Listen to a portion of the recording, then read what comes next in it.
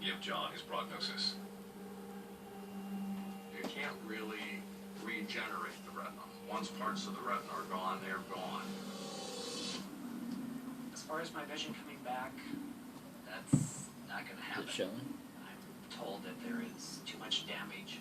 That what I've got is all I'll have.